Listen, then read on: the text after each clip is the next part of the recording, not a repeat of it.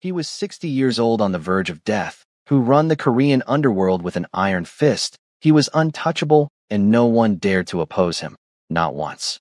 Until the night bullets tore through Seoul's darkest alley, and Christine Morrow stumbled into the crossfire of his world. Han Sung-joon, the most feared mafia boss in Korea, threw his body over hers without a second thought. And in his final breath, weeks later, soaked in blood and fading fast, this man who had given everything to his empire made one last dying wish. Just one last kiss to the only woman he ever loved. Welcome to Black and Soul TV. Please like, share, and subscribe. Han Sung-joon had built his empire on one simple principle.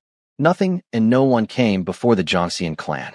Not his health, not his reputation, not his hollow marriage to Yoon Sora, a woman who had stopped looking at him with anything resembling feeling 15 years ago.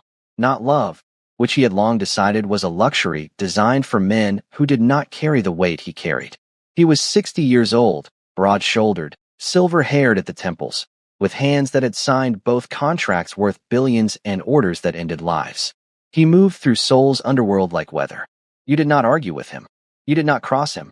You simply moved out of his way and were grateful you still could. He had accepted the coldness of his life the way you accept winter. You dress for it. You endure it. You do not expect it to become something warm. That belief cracked open on a Tuesday night in Itaewon. He had just finished a quiet dinner with two of his senior lieutenants when the Dragon faction appeared from 3 directions at once. 12 armed men. A coordinated ambush.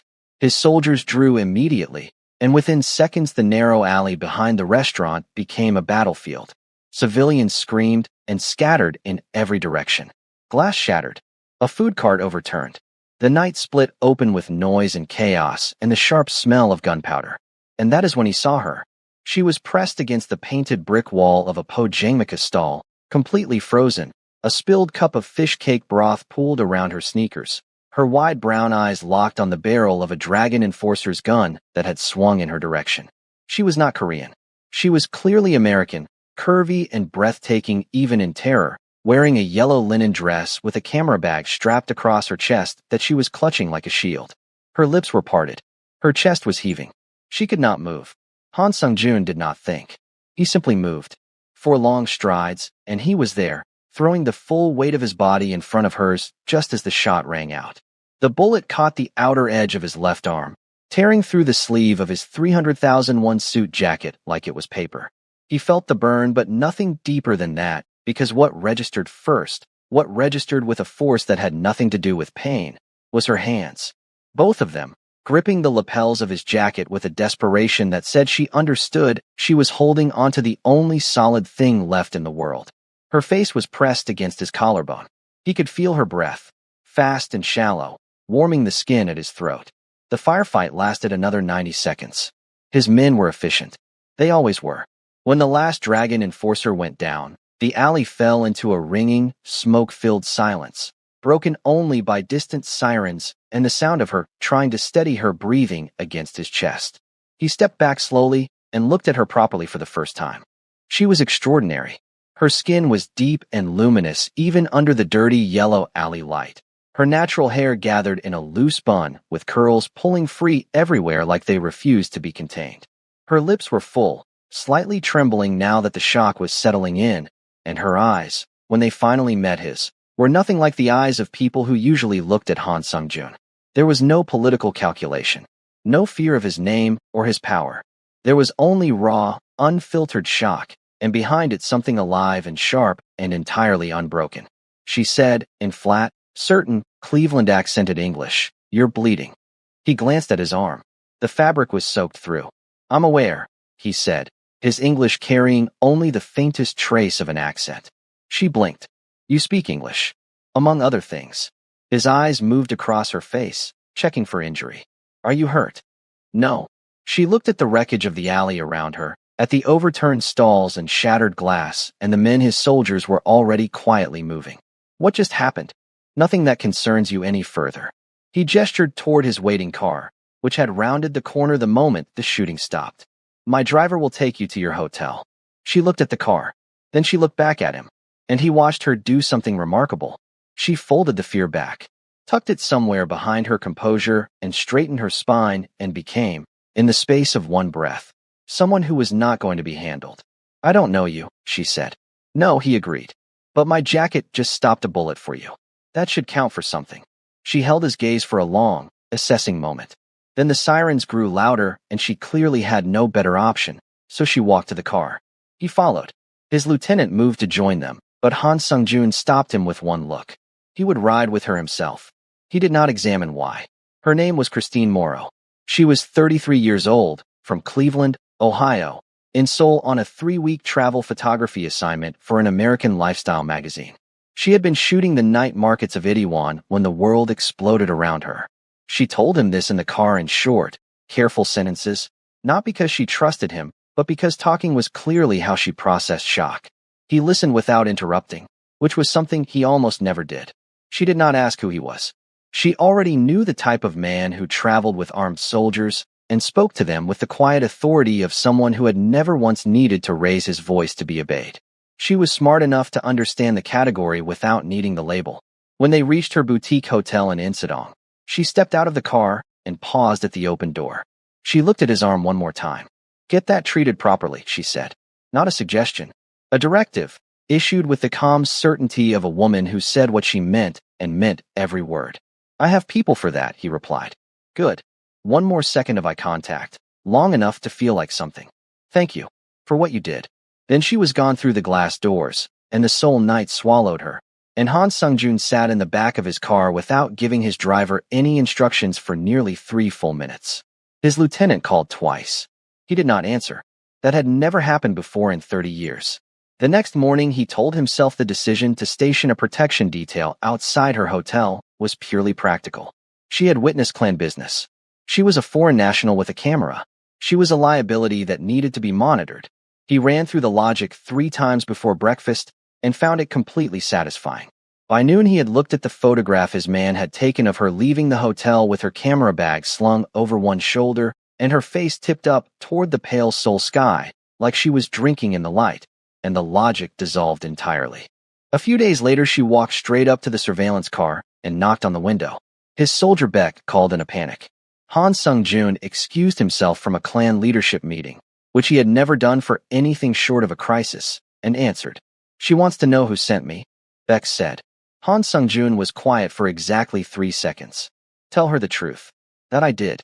Han Sung-joon had built his empire for years with no strings of romance attached, abandoning his wife and everything about love, until Christine came into his life. Now he feels a spark he hasn't felt in decades. Would his empire crumble at the cost of a woman he barely knew? Hit that subscribe button, let's dive in. There was a muffled exchange. Then her voice came through the background of the call, clear and unhurried. Tell him I want to talk to him. In person. Today. Something that might have been amusement moved through him. Something that might have been anticipation. He had not felt either in longer than he could name. Tell her I'll meet her for coffee, he said. 1 hour. The cafe on Bukshinaro. He arrived first. He was always early to everything.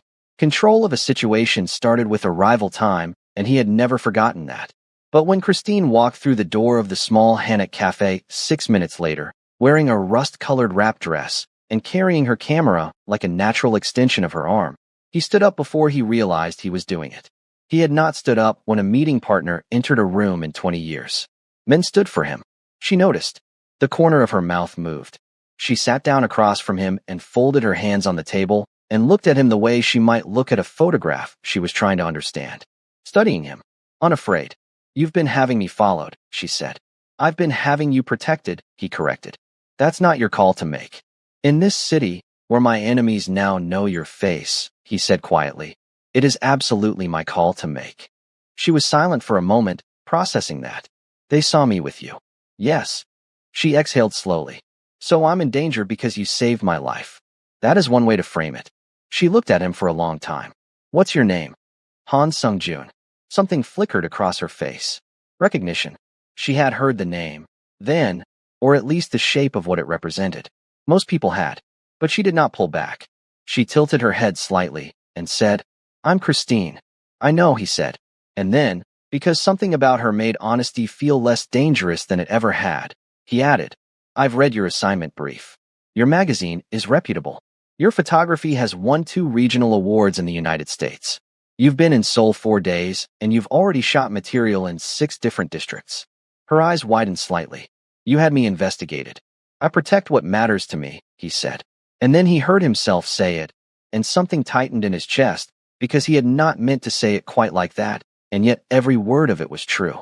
Christine Morrow did not blush or look away. She picked up her coffee cup and took a slow sip and then set it back down and said, I don't need protecting, Han Sung-jun. That, he said, is exactly what someone who needs protecting always says. She laughed. It was sudden and unguarded, and it hit him somewhere behind the sternum like a key turning in a lock that had been rusted shut for decades. Over the following week, they met 4 more times. Always in public. Always at his suggestion, though she never declined. He took her to a traditional market in Namdaemun, where she photographed everything with the focused hunger of someone who saw beauty as a personal obligation. He walked beside her and answered her questions about Seoul's history with a depth and specificity that surprised her. He knew this city the way you only know a place you have fought for, bled for, buried people in. She was endlessly curious and entirely unimpressed by his power, which was the most disorienting thing anyone had ever done to him. His wife had been awed by him once, long ago. His lieutenants respected him through fear. The women who had orbited his world over the years had wanted proximity to what he represented. Christine wanted nothing from him except honest conversation and decent coffee, and she gave back exactly the same. He found himself looking forward to seeing her in a way that felt juvenile and enormous, and completely out of proportion to anything a 60-year-old man running a criminal empire should be feeling. He did not know what to do with it. So he did what he always did. He leaned into control. He told himself it was manageable. He told himself he was simply enjoying her company. He told himself it would pass. It did not pass. Later that week, he arrived at the rooftop bar where they had agreed to meet and found her already there, laughing. A man was beside her, Korean, early 40s, handsome in the way men are when they know it, leaning into her personal space with the practiced ease of someone accustomed to getting what he went after. He was touching her arm. She was being polite, not encouraging, but polite, and the sight of his hand on her arm sent something volcanic moving through Han Sung-jun's chest.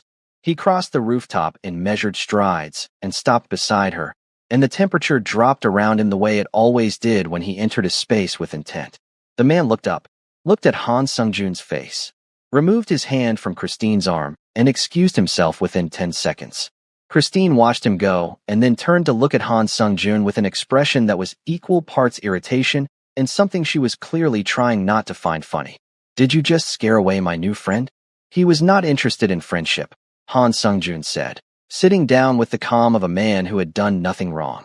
I can handle men who aren't interested in friendship, she said. I know you can. He met her eyes. I did it anyway. She stared at him. You're jealous. I don't get jealous, he said. And even as the words left his mouth, they were so obviously false that she simply raised one eyebrow and let the silence handle it. He picked up the menu. She laughed softly under her breath and picked up hers, and the evening moved forward, and he felt the warmth of her beside him like something he had not known he was cold without. The following morning, his intelligence network flagged something that turned the warmth to ice. The Dragon faction had identified Christine. They knew her name, her hotel, her assignment. They knew she had been seen with him multiple times now. In the hierarchy of the underworld, that made her leverage. That made her a target. Han Sung-jun called an emergency meeting with his 4 senior lieutenants and restructured the entire protection detail around her without telling her. 2 men on her hotel, 1 following her at all times. A secondary team rotating every 6 hours. He wanted no gaps. He wanted no moments where she was exposed. He did not tell her because he knew she would argue. And he could not afford her arguing right now. He needed her safe first. He could ask for forgiveness later. But Christine Morrow noticed everything. She was a photographer. Noticing was her profession. By the second day, she had identified the tale, and she called him. Not texted, called. And when he answered, she said, There are 3 of them now. What aren't you telling me? He was quiet for a moment. Then he told her.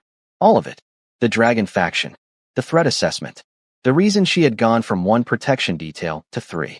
He told her in the same flat, factual tone he used in his briefings, because she deserved honesty and because he was incapable of softening things he believed she needed to hear clearly. She was silent when he finished. Then, how serious is this? Serious enough that I'm telling you now instead of after I'd handled it quietly, he said. Another silence. What do you need me to do? He had expected anger.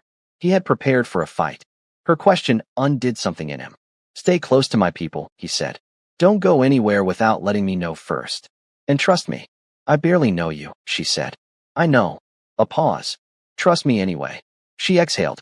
You have a very inconvenient way of making that feel like the reasonable choice, she said. And she agreed. 3 days later she was taken. It happened fast, the way the worst things always do.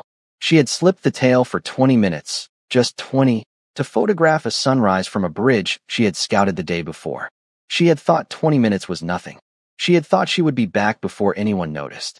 The Dragon faction had been watching her for 2 days, waiting for exactly that window. When Han Sung-jun got the call, his body went completely cold, and then completely still in the way that preceded the most dangerous things he had ever done. He stood in his office with the phone pressed to his ear and his eyes fixed on nothing, and he said, very quietly, find her. Find her in the next 2 hours, or I will burn every Dragon faction operation in this city to the ground and salt the ashes. He was ready to burn now soul for her, ready to get blood on his hands for the woman he loved. Would this love be the end of him? Would he finally find happiness in all his years? Hit that subscribe button and don't miss the tale. He meant it. Every word. His lieutenants knew he meant it because they had seen him do comparable things before. The entire Zhongxian network mobilized within minutes. He found her himself. He did not stay at headquarters waiting for reports. He rode with his lead team, tracking the Dragon faction's known safe houses in sequence, methodical and merciless, until the third location yielded a van that matched the description his surveillance footage had captured. They moved on the safe house in Mapo with a speed and precision that left no room for anything to go wrong. Christine was unharmed. Shaken, furious, her wrists bound with zip ties, she had nearly worked free herself because she was, at her core, a woman who did not simply wait to be rescued. When Han Sung-jun walked through the door of that damp, concrete room, and their eyes met across the space, her composure cracked for the first time. Just slightly. Her chin dropped, and her shoulders came down from around her ears, and something in her face went soft with relief. He crossed to her in 3 steps and cut the zip ties with the knife he always carried, and then, without planning it, without thinking it through, he pulled her against him and held her there with one hand pressed flat against the back of her head, and she let him. She pressed her face against his chest, and she let him. And he stood in the middle of that wretched room with his eyes closed and his heart hammering with a feeling so enormous it had no name he could access. They stayed like that for a long moment. Then she pulled back and looked up at him and said, her voice rough, I almost had the zip ties. I know, he said. You had 3 minutes left on them. She laughed, and it was wet at the edges, and he felt it like sunlight. Later that night, back at his penthouse where he had insisted she stay rather than return to the hotel, she sat in his kitchen wrapped in one of his suit jackets and drank the tea his housekeeper had made without being asked. He sat across from her and watched her come back to herself in increments, the steadiness returning to her hands, the focus returning to her eyes. You didn't have to come yourself, she said. Yes, he said simply, I did.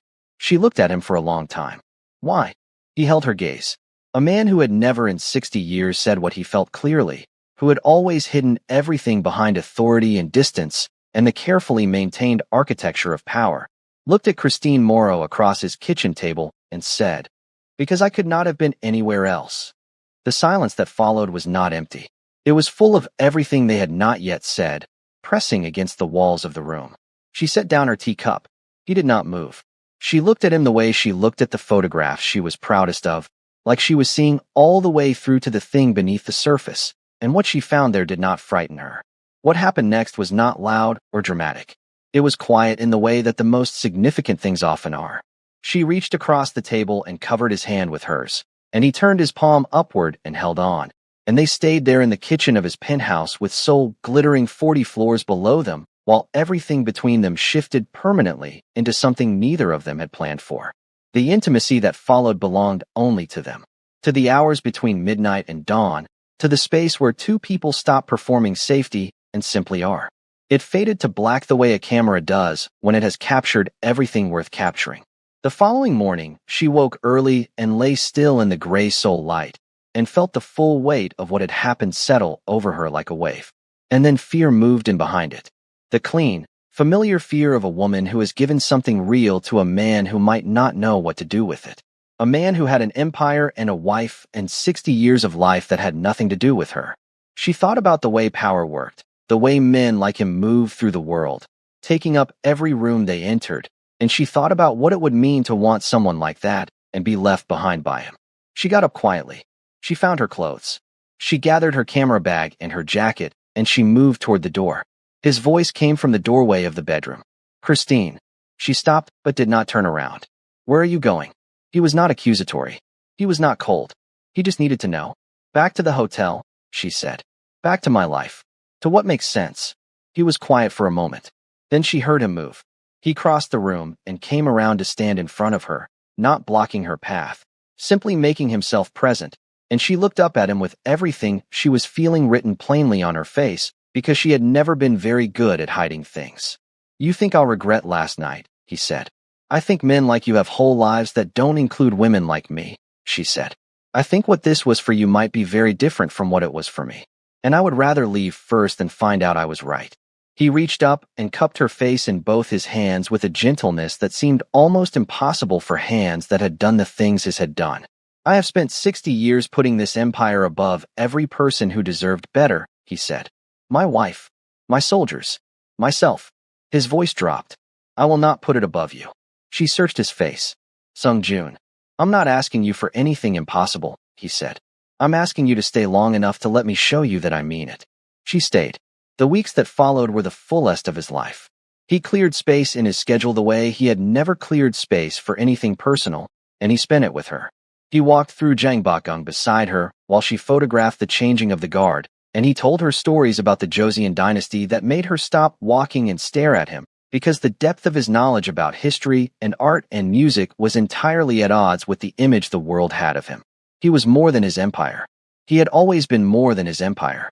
He had simply never allowed anyone close enough to see it. She showed him her photographs one evening on her laptop screen, and he looked at them with the focused attention he gave everything. And then he pointed to one, a shot of an elderly man eating alone at a street stall.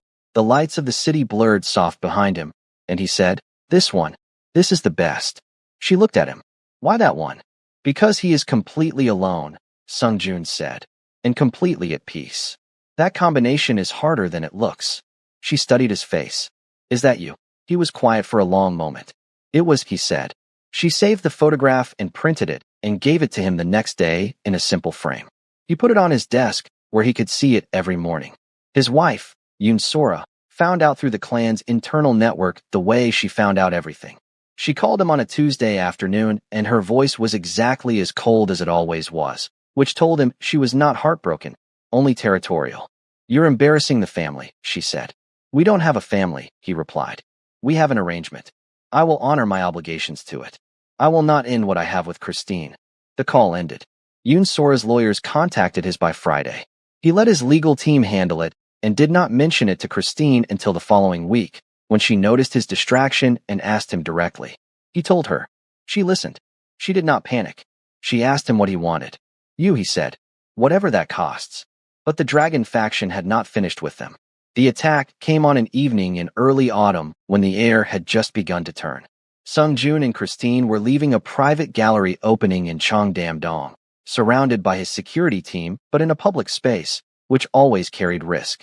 3 Dragon faction shooters opened fire from elevated positions across the street in a coordinated ambush designed to finish what the first attempt had not. His team moved immediately, forming a protective perimeter around Christine, pushing her toward the armored car. Han Sung-jun moved to direct his soldiers, and that is when the shot found him. Not a graze this time. Clean and deep, entering his side just below the ribs from a second shooter positioned at an angle his team had not anticipated. He felt it the way you feel a car accident, a great force, and then a stunned delay before the pain arrives. He stayed standing.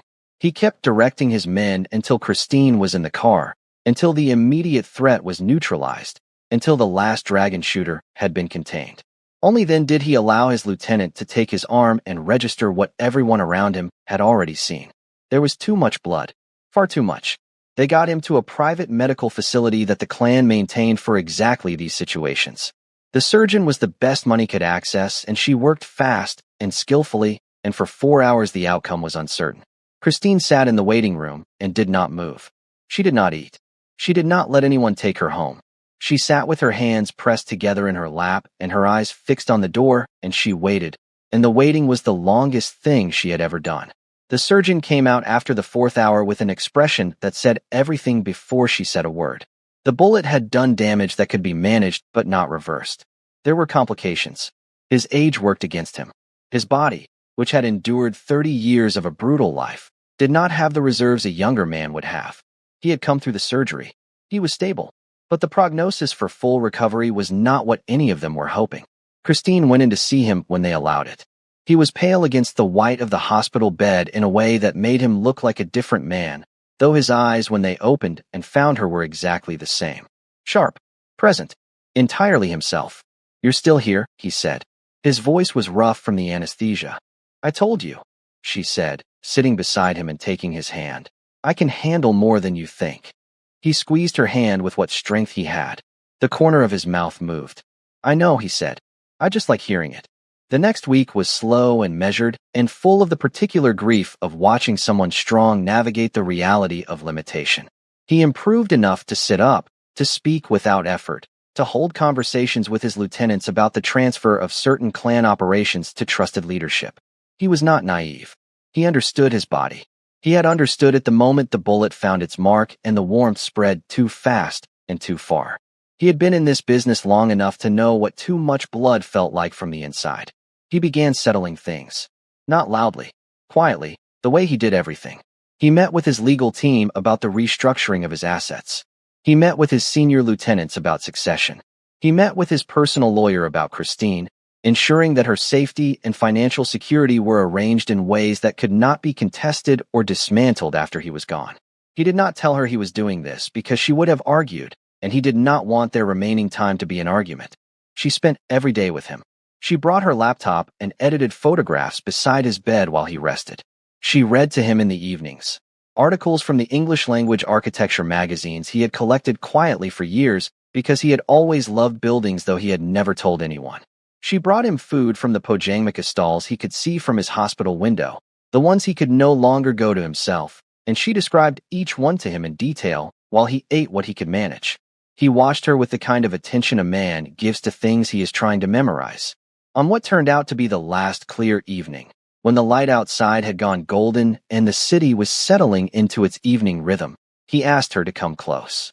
She moved her chair beside the bed and took his hand, and he looked at her for a long moment without speaking, and she let him because she was learning by now that his silences were never empty. "I have spent my entire life," he said finally, his voice low and deliberate, "taking from this world without giving anything back that mattered. Power, territory, money, none of it survives me." His eyes held hers. "You are the only thing I have ever wanted that was simply good." Her eyes filled. She did not look away. "I need to ask you something," he said. "Anything," she said. And she meant it. He was quiet for a moment. His thumb moved slowly across her knuckles. "Can I have one last kiss?" A pause. The admission cost him something. She could see it in the slight tightening of his jaw, but he held steady. "I would like to. Before I go. Just once. Just one last kiss from the only woman I have ever loved completely." The tears spilled over. She did not try to stop them. She leaned forward, close enough that she could see every line the years had carved into his face, every mark of the life he had lived, and she cupped his face in her hands the way he had cupped hers that morning in his penthouse. She pressed her lips to his with all the tenderness she had, slow and certain, pouring into it everything she felt and everything she had not yet found words for. And he kissed her back with the fullness of a man who had been waiting 60 years to know what this felt like. When they separated, he exhaled slowly. His eyes were wet. He looked at her the way the very old look at sunrises they understand are numbered, with complete attention and no waste. "There," he said softly. "Now I have nothing left undone." She held his hand through the night. She was still holding it when he slipped away in the early hours of the following morning, quietly and without pain, the way only men who are finally at peace manage to go. Seoul woke up to an autumn Tuesday not knowing that Han Sung-jun, the white tiger of the Jongseon clan, the man who had ruled its underworld for 3 decades, had gone. The news broke by noon. The city's criminal networks went into immediate restructured silence under the leadership transitions he had quietly arranged. His legal affairs settled cleanly. Everything he had planned worked exactly as he intended, because he had always been meticulous, and death was no exception. Christine flew home to Cleveland 3 weeks later. She carried with her a hard drive of photographs that would become the most celebrated work of her career. Photographs of Seoul at every hour, of markets and palaces and alleys and bridges, and threaded through all of them, in the backgrounds and margins, in the quality of the light she chose and the angles she favored, the fingerprints of a man who had walked beside her through it all. The magazine ran 8 pages. The editor called it a love letter to a city. Christine knew it was something more specific than that. She returned to Seoul the following spring. Not for work. She had been named the beneficiary of a small gallery space in Insadong that a lawyer contacted her about 2 months after she had returned to Ohio. The paperwork listed the donor as an anonymous estate. She knew. She opened the gallery in April, when the city was covered in pale pink cherry blossoms and the air smelled like rain and new things. She hung her Seoul photographs on white walls and clean frames and invited people in and watched them move through the space with the careful reverence people bring to things that feel true. On the wall nearest the entrance, she hung one photograph larger than the rest. An empty chair at a street stall, the city glowing warm behind it. A cup of tea still steaming on the table, as though the person who had been sitting there had only just stepped away. She titled it simply, "One Last Kiss." Beside the title card, in small print, she wrote 3 words that served as the entire explanation the photograph required. He was here. 7 months after the gallery opened, Christine discovered she was carrying his child.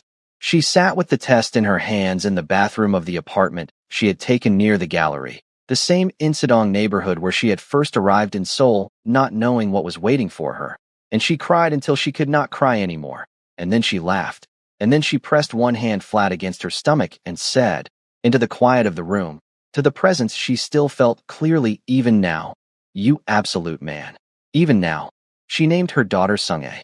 She raised her in Seoul, in the city that had changed everything, with the photographs on the walls and the stories ready for the day her daughter was old enough to ask. She would tell her everything. About the man who had given his entire life to an empire and discovered at the end what he had missed. About the shot that found him. About the last clear evening and the golden light and a dying wish that had nothing to do with power or territory or legacy. Just one last kiss from the woman he truly loved. And how in giving her that, he gave Christine something she would carry every day for the rest of her life. The knowledge that she had been loved completely, without reservation, without condition, by a man who had never loved anything completely before. That, she would tell her daughter, is rarer than any empire. That is worth everything. Han Sung-joon dies a peaceful death, with his one wish granted, experiencing love and what it feels like to be cherished. If you enjoyed the story, hit that subscribe button and stay tuned for more.